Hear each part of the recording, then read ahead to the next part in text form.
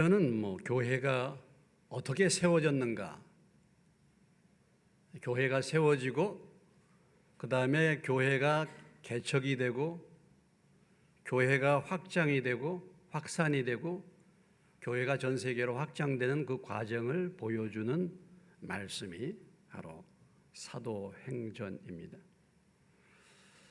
액츠라고, 영어로는 액츠라고 하는데요, 행동들, 어떻게 본다면 그렇게 말할 수 있겠죠. 행동들, 교회가 확장돼서 복음을 전하는 그런 역사들이 일어난 현장, 이것이 사도행전이고, 그렇기 때문에 이제 이 사도행전은 하나의 초대 교회의 그 확산과 확장의 역사를 보여주고 있기 때문에 역사서라고도 합니다. 역사서라고도 하고, 또 이 사도행전을 다른 말로 성령이 일하셨다, 그래서 성령 행전이다, 이렇게 이제 말하기도 하고, 이 사도행전은 전체가 28장, 28장으로 구성되어 있는데, 사실 사도행전은 28장으로 끝나는 것이 아니라 오늘 저와 여러분에게도 이어져서 우리가 지금 이제 사도행전 29장을 쓰고 있다, 이렇게 말할 수 있겠습니다. 그래서 이 복음을 전하는 이 역사가 흐르고 흘러서 사실은 오늘 저와 여러분이 예수 믿게 된 것도 바로 이 성령의 역사, 복음의 역사를 통해서 이 자리까지 우리가 오게 된 것입니다. 본격적인 선교의 역사, 본격적으로 이제 이 복음이 예루살렘 안에만 갇혀 있던 이 복음이 이제 세계를 향하여, 이스라엘을 넘어서서 세계를 향하여 이제 나가게 되는 것이 바로 안디옥 교회를 중심으로 일어난 선교 운동, 바로 바울과 바나바 중심의 선교 운동이라고 말할 수 있겠습니다. 그래서 사도행전 13장서부터 사도행전 28장까지 내용은 이제 세계 선교에 대한 그런 내용입니다. 이것을 잠깐 우리가 요약해서 한번 살펴보면은, 사도행전 13장서부터 사도행전 28장까지 교회 확장 땅끝까지, 그래서 우리가 일반적으로 1차 전도 여행 그러면 사도행전 13장서부터 15장까지, 그것이 2년이라는 기간이고 주로 갈라디아라는 지역에서 복음을 전했습니다. 그 과정에서 사도 바울이 편지를 하나, 서신서를 하나 썼는데 그것은 갈라디아서입니다. 그리고 이제 2차 전도 여행이 시작이 되죠. 2차 전도 여행 16장에서 18장까지 약 3년에 걸쳐서 마게도니아, 아가야, 헬라 지역에서 2년에 2권의 성경을 기록했는데 데살로니가전서, 데살로니가 후서를 기록한 것입니다. 그리고 이제 3차 전도 여행 19장서부터 21장까지 약 4년에 걸쳐서 소아시아와 이 전도 여행 때 고린도전서, 고린도후서, 로마서를 기록하고, 나머지 4차 전도 여행이 이제 로마를 중심으로 한 4차 전도 여행이 진행이 되는 것인데, 여러분들이 저런 그 요약을 잘 기억하시면 사도행전 전체를 잘 파악할 수가 있겠습니다만, 지금 우리는 오늘 이 본문의 말씀은 13장, 15장, 그러니까 1차 전도 여행이 끝나고 이제 2차 전도 여행을 가고자 하는 16장을 가고자 하는 사이에서 일어난 사건을 우리가 오늘 본문에서 보고 있는 것입니다. 그러니까 지금 1차 전도 여행은 끝났어요. 갈라디아 지역을 중심으로 바울과 바나바가 복음을 전하고 돌아와서 다시 이제 안디옥 교회에 자리를 잡고 드디어 이제 2차 전도 여행을 가고자 하는 것이고, 16장서부터 이제 2차 전도 여행의 역사가 기록될 텐데, 그 선교 여행을 출발할 즈음에 일어난 사건, 그것이 바로 오늘 본문의 사건입니다. 오늘 본문을 우리가 보면은 36절로 38절 사이에 바울과 바나바가 갈등을 일으키는 장면이 나옵니다. 예, 갈등이요. 며칠 후에, 그러니까 지금 안디옥 교회 1차 전도여행을 마치고 다시 돌아와서 교회에서 지금 바울과 바나바가 말씀을 가르치면서 지금 교회 사역을 하다가 그 얼마 후에 바울이 바나바에게 제안하기를 우리가 주의 말씀을 전한 각 성으로 다시 가서 형제들이 어떠한가 방문하자, 이런 제안을 하게 된 것입니다. 그러니까 다시 말해서 이제 2차 전도 여행을 제안하게 된 거죠. 2차 전도 여행을. 이미 가서 주의 말씀을 전한 그 지역에 그곳에 있는 형제들이, 그곳에서 신앙생활하고 있는 자들이 제대로 신앙생활하고 있는가 가서 살펴주자, 이런 얘기죠. 왜냐하면 한번 전도하고 믿지 않는 이방인들에게 전도하고 돌아왔는데 그 교회가 과연 제대로 믿음 안에 서 있을 것인지 걱정되는 거 아니겠습니까, 여러분? 그러니까 말씀을 전한 각성으로 가서 형제들이 어떠한가 방문하자, 이렇게 이제 말하는 것입니다. 복음은요, 한 번 전한 것으로 끝나는 게 아니죠. 우리가 한 번 하나님의 말씀 받고 전도받았다고 해서 신앙이 끝나는 것이 아니죠. 그렇기 때문에 교회가 필요한 줄로 믿으시기 바랍니다. 우리는 교회를 구성해서 계속해서 말씀을 배우고 계속해서 복음을 듣고, 그렇게 할 때 복음이 자리를 잡고 믿음이 자리를 잡고 믿음의 사람으로 사실은 성장하게 되는 것입니다.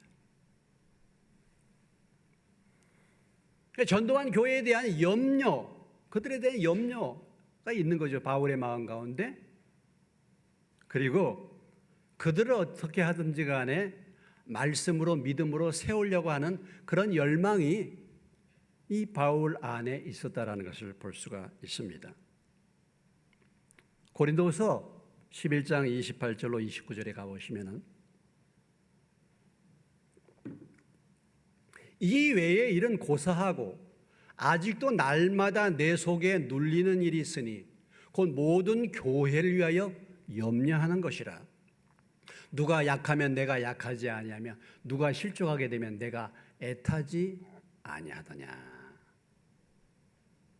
제가 이제 그 앞에 말씀들을 생략했습니다만 바울이 무수한 핍박을 받고 매맞고 하는 그런 간증들을 하면서 내가 이렇게 매를 맞고 고난을 당한 것은 차치하고서라도 그냥 두고서라도 정말 내 마음 가운데 28절에 정말 걱정이 되는 거, 날마다 내 속에 눌리는 것은 뭐냐면 교회를 염려하는 것이다.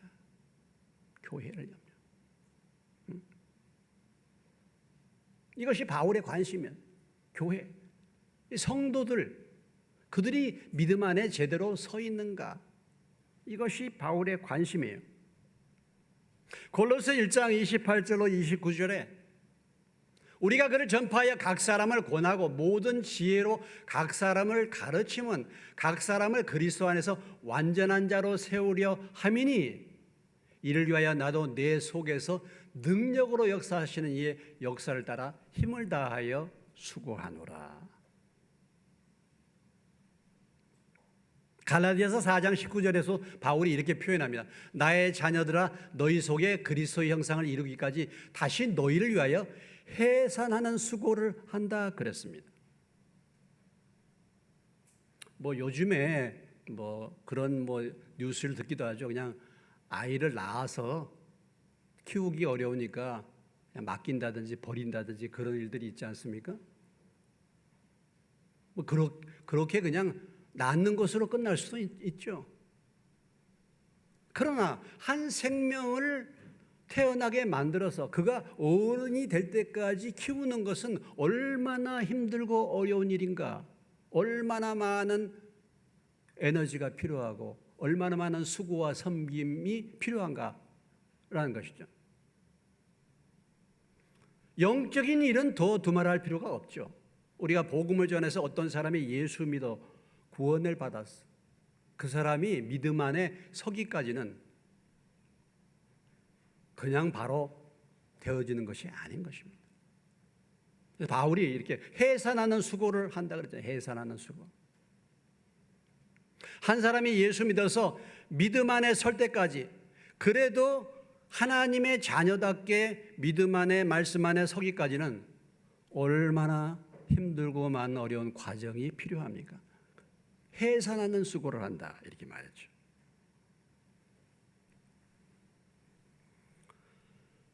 믿음의 사람들의 관심이 뭐냐?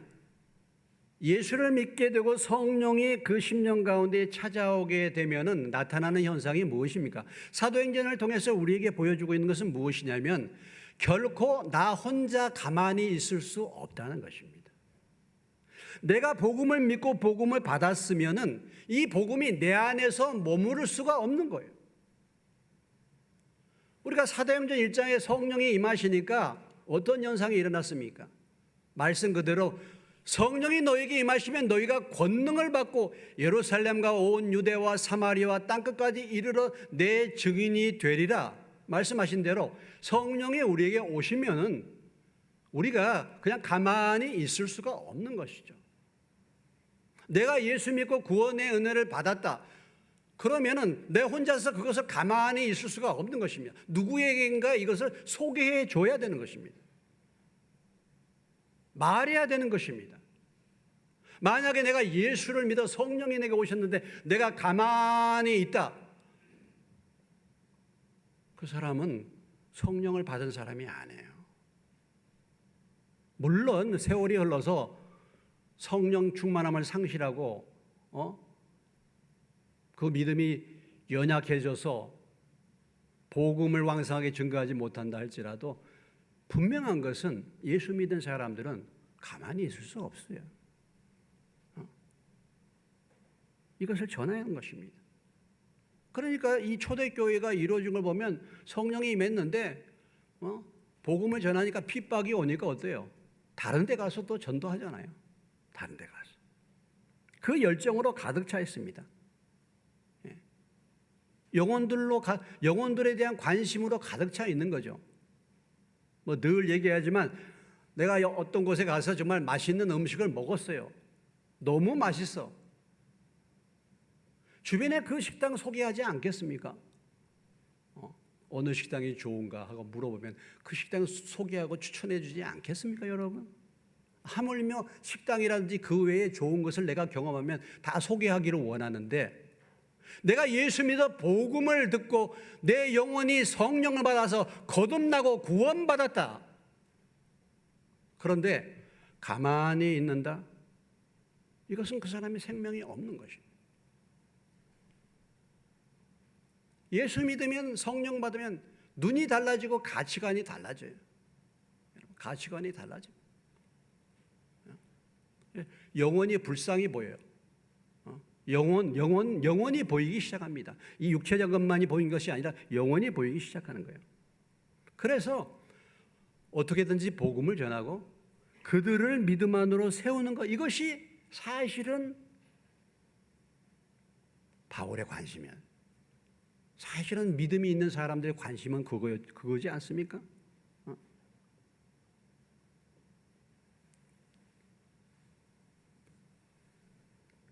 교회 성도를 세우는. 주님 만난 증거가 무엇이겠습니까, 여러분? 내가 예수님을 만났다, 주님을 만났다. 증거가 뭐냐? 영혼들에 대해서 관심이 있는가 없는가를 여러분 보시면 알아요. 내가 예수 믿는데 내 주변에 있는 내 가족들에 대해서, 내 자녀들에 대해서, 내가 알고 있는 사람들의 영혼에 대해서 별로 관심이 없다. 아직 주님을 만나지 못한 것입니다. 이거 분명히 알아야 합니다. 그거 알아셔야 돼요. 교회에 관심이 없다. 아직 주님을 만나지 않아. 여러분, 이 세상에 눈에 보이는 가장 중요한 기관이 무엇입니까? 가정을 뛰어넘어서 교회이지 않습니까? 교회. 여러분, 이 세상에 대통령이 중요한 것이 아니고 이 세상에 어떤 정부 기관이 중요한 것이 아니고 정말 영적인 눈이 열려서 하나님을 만난 사람들에게서 가장 중요한 것은 교회입니다. 교회. 여러분이 이 교회의 중요성을 발견하고 깨달았다고 한다면 여러분은 주님을 만난 사람이에요. 왜냐하면 교회가 살아야지 영혼들이 살고 교회가 살아야지 세상이 살기 때문에 그런 것입니다.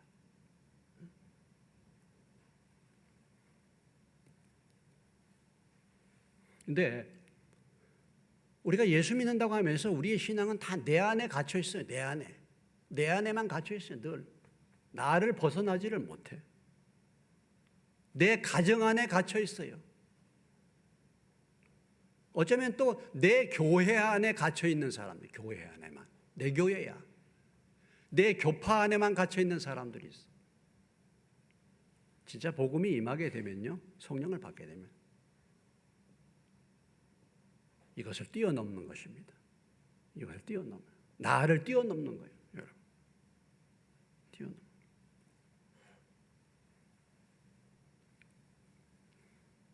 그래서 바울과 같은 고민을 하게 된 거예요. 교회에 대해서 늘 관심을 갖게 되는 겁니다. 이들이 어떻게 될 것인지 생각하는 거예요. 오늘 여러분, 우리 사회가 왜 이렇게 어렵습니까? 그 원인이 무엇입니까? 정치인들 때문에 그렇습니까? 오늘 이 세상이 왜 이렇게 어렵습니까? 어지럽습니까? 이 세상의 전쟁과 전염병과 이 모든 것들이 흉흉한 소식이 온 세상을 이렇게 뒤엎고 있습니까? 그 원인이 무엇입니까? 교회가 바로 서 있지 못하기 때문에 원인은 그것입니다. 제가 어떤 영상을 보고 깜짝 놀랐는데요. 어떤 영상을 보고 제가 놀랐냐면요. 바이든 취임 예배, 감사 예배에 바이든 있잖아요. 지난번. 지금 이제 미국 대통령. 원래 미국의 대통령 취임할 때는 항상 성경에 손을 얹고 선서를 합니다. 물론 그 과정은 거쳤어요. 그런데 거기 초청해가지고 기도해주는 목사를 보니까요. 어떻게 기도하는지 아십니까? 목사인지 정말. 이렇게 마지막에 기도해요. 여러 신들의 이름으로 기도합니다. 야, 예수 이름이 아니야. 여러 신들의 이름으로 기도합니다. 이렇게 기도하고 있어요. 어떤 목사는요, 여러 신들의 이름으로 기도합니다. 아멘, 아우먼 이렇게 말하는 거예요. 아멘이라고 그러면 맨이잖아요. 뒤에 원래 그런 뜻은 아니지만 맨이면 남자만 하기 때문에 여자들을 소홀히 한다. 그래서 아멘, 아우먼 이렇게 말해요. 야, 정말 미국 교회가 이렇게 됐구나. 유럽 교회는 다 텅텅 비었잖아요. 하나님이 이 시대의 이런 여러 가지 영적인 흐름과 이 시대의 고난과 전쟁과 기근과 가뭄과 폭염과 홍수와 이런 것들이 그냥 예사일이 아닌 거예요. 왜 그런가? 교회가 교회답지 않기 때문에 그런 것입니다. 하나님이 떠났어요.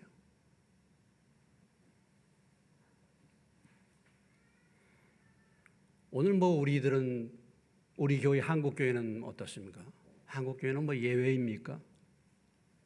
교회가 타락됐고 교회가 잘못됐다는 것은 목사들이 문제가 있다는 거 아니겠습니까?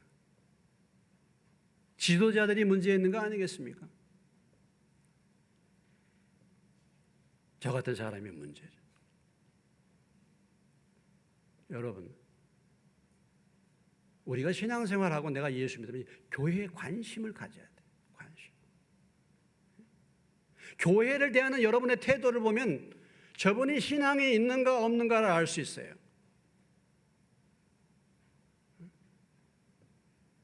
교회 지도자에 대한 태도를 보면 저 사람이 믿음이 있는가 없는가를 알 수 있습니다. 왜냐하면 교회는 하나님이 세우신 기관, 하나님의 영광이 거하는 곳, 이 세상의 유일한 하나님의 소망, 이 땅에 둔 하나님의 기관은 교회. 교회가 영광스러운 교회, 티나 주림 잡힘이 없는 교회가 될 수 있도록 기도하는 저와 여러분 되시기를 주의 이름으로 축원합니다.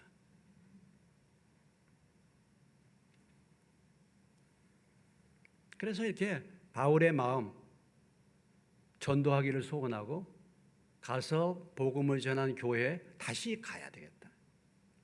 다시 가야. 여러분 1차 전도여행 때 얼마나 어려운 일을 많이 겪었습니까? 다른 건 다 그만두더라도 루스드라에서 바울이 돌 맞아가지고 죽었다고 했지 않습니까? 돌 맞아서 죽을 뻔했잖아요. 죽었다고 내쳤지 않습니까? 이런 것을 경험했어요. 전도하면서. 그럼에도 불구하고 다시 가겠다는 겁니다. 우리가 바울과 같은 뜨거운 믿음은 되지 못한다 할지라도 우리가 교회에 대해서 관심 가져야 되지 않겠습니까? 정말. 자, 그랬더니 이제 문제가 뭐냐? 문제가 이제 그랬더니 바나바가 말하기를 마가를 데리고 가자 이런 얘기입니다. 마가라 하는 요한을 데리고 가자. 바울은 밤빌리아에서 자기들을 떠나 함께 일하러 가지 아니한 마가를 데리고 가는 것이 옳지 않다. 이런 이제 갈등이 일어나게 된 것이죠. 마가라는 요한을 데리고 가자. 안 된다. 걔는 1차 전도여행 때 밤빌리아에서 전도하러 같이 데리고 갔다가 도망가네. 그런 애 데리고 갈 수 없어. 이렇게 이제 말한 것이 그것이 이제 갈등의 문제입니다. 여러분 마가는 누굽니까? 다른 이름으로 뭐예요? 요한이라고 했죠? 마가는 누굽니까? 골로새 4장 10절에 보면요. 나와 함께 갇힌 아리스도가 바나바의 누구? 바나바의 생질 누굽니까? 마가예요. 예, 생질이 뭐죠? 조카란 말이에요. 그러니까 마가는 지금 바나바의 조카입니다. 그러니까 바나바는 자기 조카 데리고 가고 싶은 거예요. 예, 바나바의 생질이에요. 조카, 자기 조카야. 사도행전 12장 12절에 가보시면요.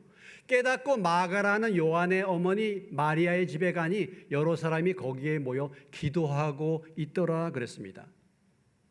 바로 이 마가는 누구냐면 유명한 초대교회 성령이 임했을 때 기도했던 마가의 다락방집 아들이에요.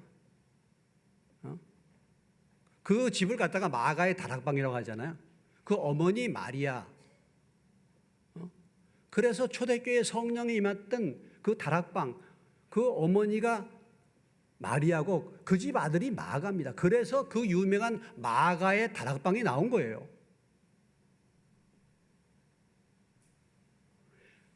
믿음이 촉망되는 사람 아니겠습니까?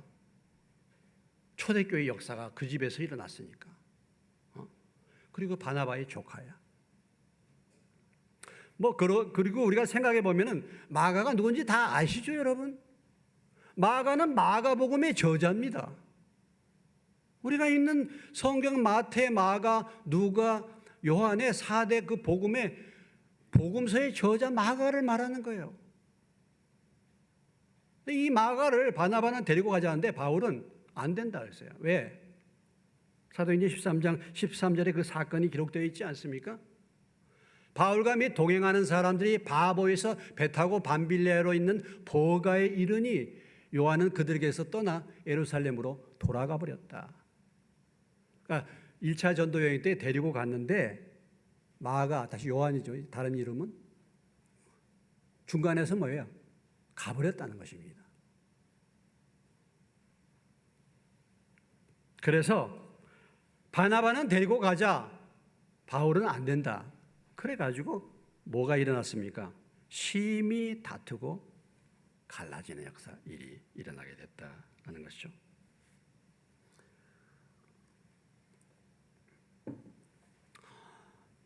참 바울과 바나바가 어떤 사람입니까? 바울과 바나바는요, 1차 전도여행할 때 함께 생명을 걸고 동역했던 동역자들 아닙니까? 그런데 성령 충만한 이 동역자들이 갈라진다는 거였어. 다투고 싸운다는 것입니다. 그래서 이 말씀을 들을 때 어떤 분들이 은혜 많이 받았다. 왜 은혜가 되냐? 그렇게 성령 충만한 분들도 싸우는데 우리가 싸우는 것은 별일 아니지 않습니까? 그래서 은혜 받았다고. 예? 역시 사람은 사람이다. 사람은 사람이다. 뭐 그렇게. 예. 그래서 이렇게 믿음이 충만한 지도자들도 싸우는데 우리가 싸우는 건 이거 별일 아니야. 위로 그렇게 해서 위로를 받는다는 거죠.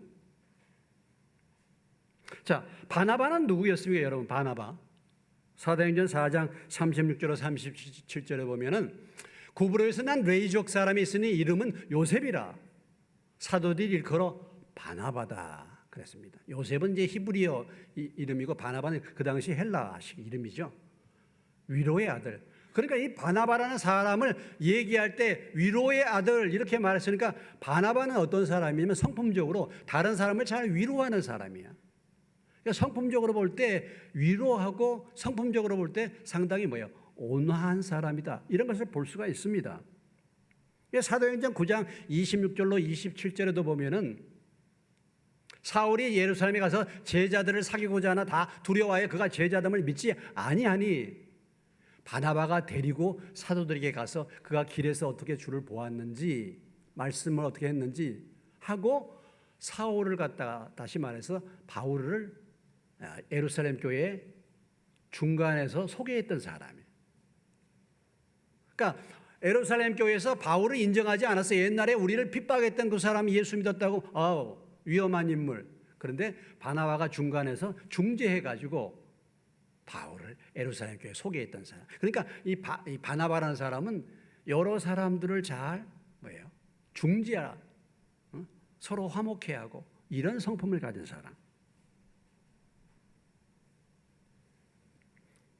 사도행전 11장 24절로 26절에도 보면 이 바나바가 착한 사람이고 성령과 믿음이 충만한 사람이고 25절에 바나바가 사울을 찾으러 다소에 가서 만남에 안디옥에 데리고 와서 둘이 교회에서 1년간 가르쳤다. 그러니까 바울을 갖다가 스카우트, 바울을 불러다가 안디옥 교회 일꾼으로 세운 사람도 누구냐면 바나바예요.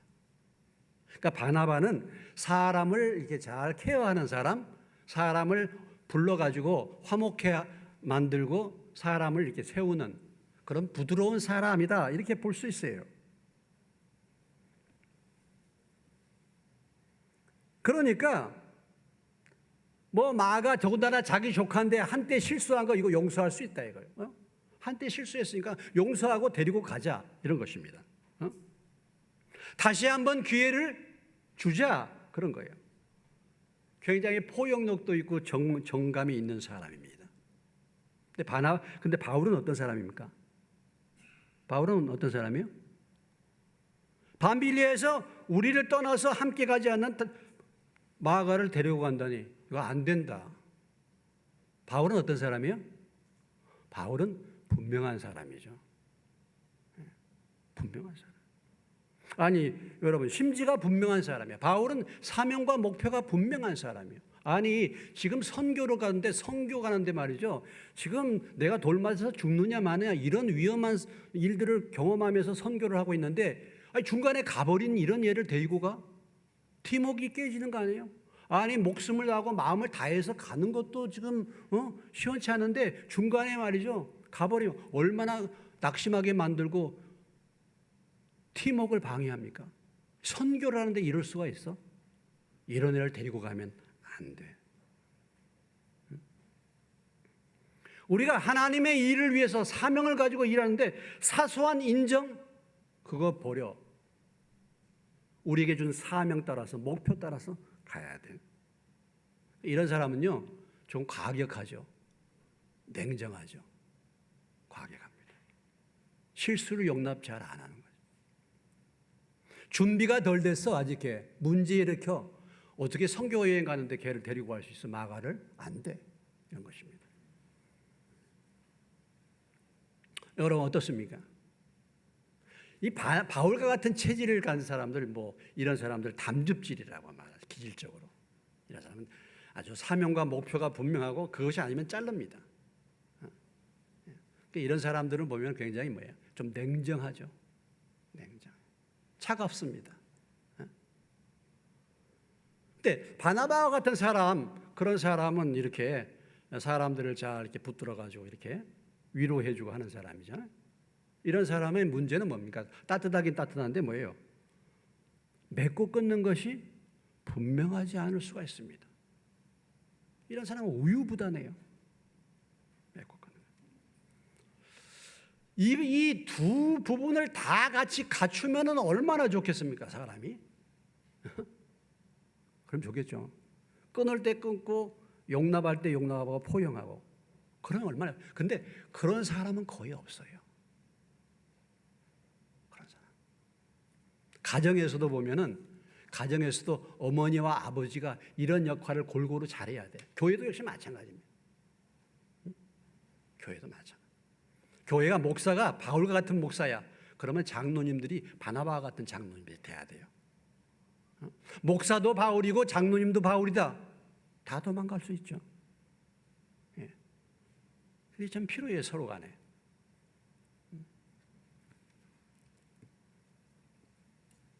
여러분 같으면 어느 편에 있겠습니까? 결국 오늘 결과는 어떻게 됐어요? 서로 심히 다투고 피차 갈라섰다 그랬죠. 서로 갈랐을 수밖에 없어요. 양보가 없었죠. 갈등을 해결 못하고 서로 갈라섰고, 이 일로 인해서 바울과 바나바는 다시 동역하지 않았습니다. 갈라섰죠.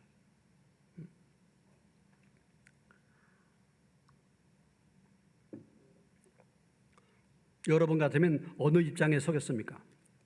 누가 옳습니까? 나라면 어떻게 했겠습니까?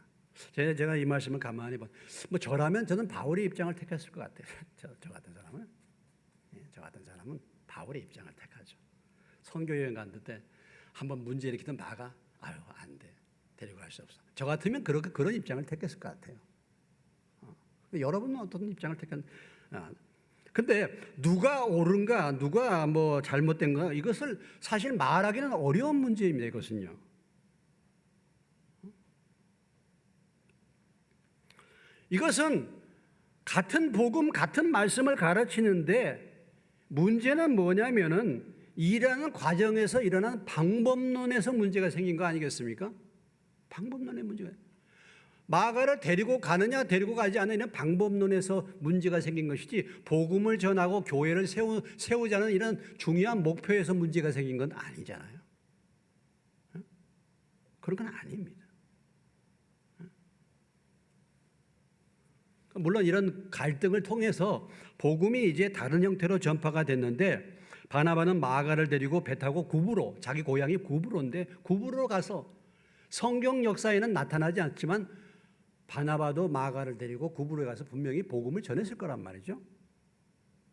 그리고 바울은 실라를 택해서, 확실한 믿음의 사람 실라를 택해가지고 그 뒤에 이어서 수리아 길리기아로 복음을 전하러 갔다.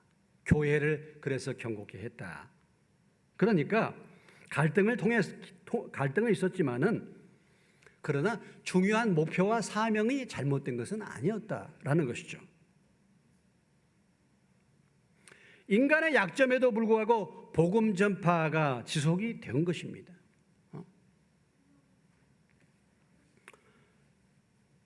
오늘 우리가 이제 삶을 살면서 이런 의견이 달라지고 서로 갈등하고 분열될 수 있는, 다툴 수 있는 그런 갈등의 문제가 우리들의 삶에서도 얼마든지 일어날 수가 있습니다. 그렇지 않습니까, 여러분? 뭐 가정에서도 그럴 수 있고, 남편과 아내에서도 그렇고, 뭐 오늘 우리나라, 우리 사회에 보면 정치적인 의견 때문에 얼마나 정말 피 터지게 싸웁니까?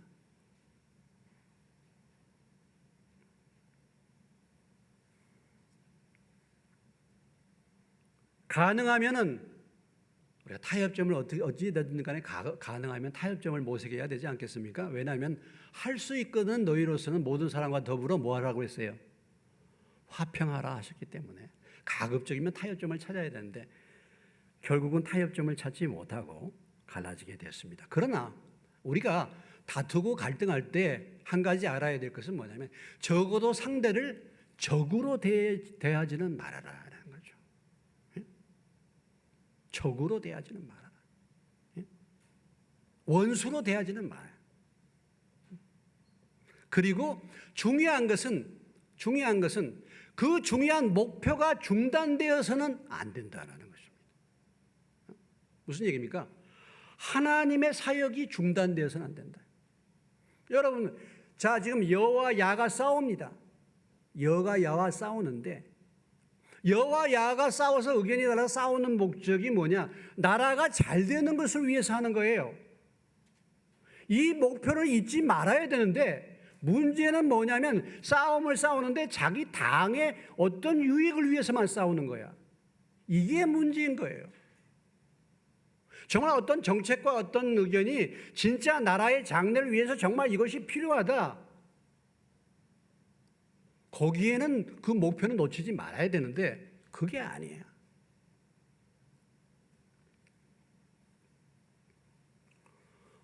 공주지방에 저쪽에 화평교회라는 교회가 있습니다. 모란이라는 지역에 화평교회가 있는데 그 화평교회가 먼저 그 아래쪽에 오인침례교회라는 이름으로 개척이 돼서 그쪽에서 오래 있었습니다.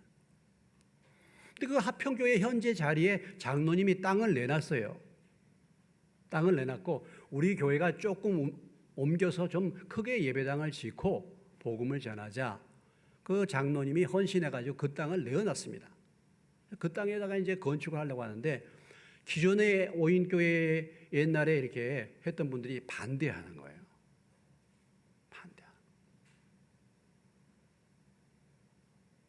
그럼 왜 반대하는가? 왜 반대?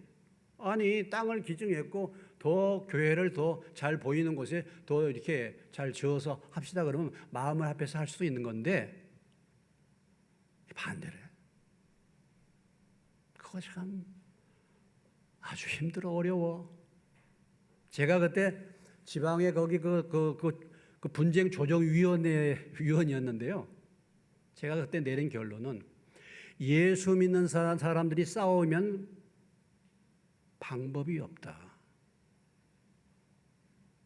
예수 믿는 사람들이 싸우면 이렇게 화해할 방법이 없다. 세상 사람들은 싸우면 술 한잔 먹고 화해해. 예수 믿는 사람들은 그렇게 즐겨. 결국은 예배당이 분열됐습니다. 그거 얼마 되지도 않는데 한 마을에요. 예배당이 2군데가 건축돼 있어요. 지금 교회가 나눠졌죠.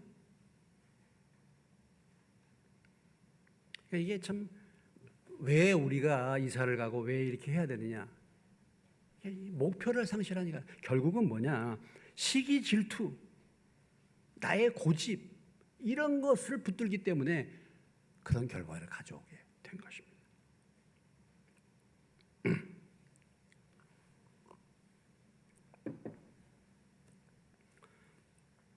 유명한 아우구스투스는 그렇게 일반적인 원리를 얘기했어요. 핵심적인 일에는 일치를 해야 된다. 의심스러운 일에 있어서는 자유를 줘야 된다. 그리고 모든 일에 있어서는 사랑으로 해야 된다. 그러니까 여러분 절대적인 문제가 있습니다. 이건 서로 간에 타협할 수가 없는 문제예요. 이런 것은요 타협해서는 안 되죠. 예를 들면 성경 말씀은 하나님의 말씀이다. 이건 타협해서는 안 되는 거예요. 우리가 예수로 구원받는다. 이건 타협할 문제가 아닌 것입니다. 이건 절대적인 문제. 이런 것은 서로 뭐 타협해서 화평하게 할 것이 아닙니다. 이것은 정말 칼이 들어와도 이것은 따라가야 되는 거예요. 그러나 해석상의 문제, 확신의 문제, 의견의 문제 이런 것들은 얼마든지 뭐예요? 서로 타협할 수 있고 서로 용납할 수 있는 것입니다. 저희 침례교회는 유아 세례를 인정하지 않습니다. 유아 세례를. 장로교회는 대대적으로 유아 세례를 인정하죠. 우리 침례교회는요, 사람이 예수 믿고 중생해야 침례를 베푸는 거예요. 근데 왜 태어나면서부터 세례 주느냐? 그래가지고 자동적으로 교인이 되는 거 우리는 성경적이 아니다. 그렇게 해서 많은 핍박을 받았습니다. 근데 뭐 유아 세례 그거 뭐 인정할 수 있는 거죠. 물론 우리는 유아 세례는 인정하지 않지만 아이를 하나님 앞에 드린다라는 의미에서 어떤 헌화식 이런 것은 아이를 하나님 앞에 드리는 것은 받을 수는 있는 거죠. 이런 것 때문에 달라지는 거 아니겠습니까? 오늘날 뭐 이단 교회를 어떻게 분별하느냐? 어떤 분이 그렇게 얘기해요. 사도신경을 외는가 안 외는가를 보면 그 교회가 이단인지 아닌지를 알 수 있다. 그렇습니까? 저희는 사도신경을 안 외는데요. 사도신경을 외우면 그건 이단 교회가 아니고 안 외우면 이단 교회다. 그런 게 어디 있습니까? 성경에? 아니잖아요. 이 침례교회의 특징은 뭐냐면 신약 성경 외에 다른 거 인정하지 않는다는 입장이에요. 침례교회는요. 침례교회 교리는 따로 교리가 없습니다. 침례교회는 신약 성경만이 유일한 교리야. 그리고 이 사도신경이 카톨릭으로부터 그때 나왔기 때문에 거룩한 공예를 믿사오며 이것을 우리는 받아들이지 않습니다. 왜냐하면 카톨릭 교회에서 프로테스탄트가 나왔기 때문에 거룩한 공예 이게 아니에요. 그러니까 이제 침례교회에서도 사도신경을 외우는 교회가 있습니다. 근데 거기는 거룩한 공예라고 안 하고 거룩한 교회라고 바꿔서 해요. 그건 뭐 상관없어요, 우리가. 그렇게 할 수도 있습니다. 교회에서 예배 드리는데 드럼 치는 거예요. 드럼 치는 거. 옛날에 뭐 제가 개척했을 때 어떤 분이 오셨다가 그런 말 했잖아요. 저희 교회에서 기타 치고 찬양하니까 이 교회에 기타 치고 찬양한다고 가셨어. 장로교회에서 경건하게 신앙생활 하시는 분인데 교회가 경망스럽게 기타 친다는 거죠. 그런 또 견해를 가지신 분도 계세요. 드럼 친다고 말이죠. 또 이렇게 그리스도 교회라는 교회는 그래서 이 악기 때문에 나누어지게 됐지 않습니까? 이 경건한 교회에서 막 요란하게 악기 막 드럼 치고 이런 거 안 된다. 그래서 결국은 파가 나눠졌는데 그리스도교회 악기파와 무악기파로 나눠졌습니다. 그런 사소한 문제 가지고는 아니죠. 우리가 얼마든지 그런 부분은 타협하고 할 수가 있습니다.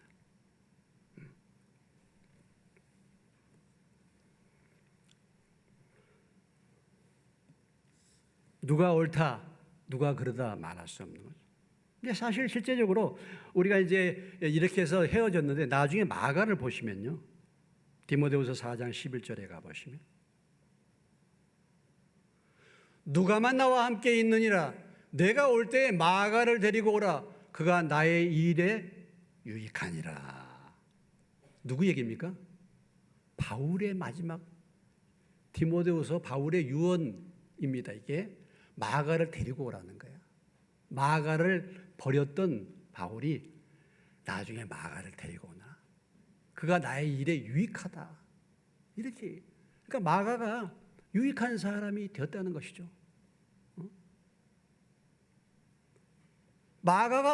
마가복음을 기록한 그런 믿음의 사람이 되지 않았습니까?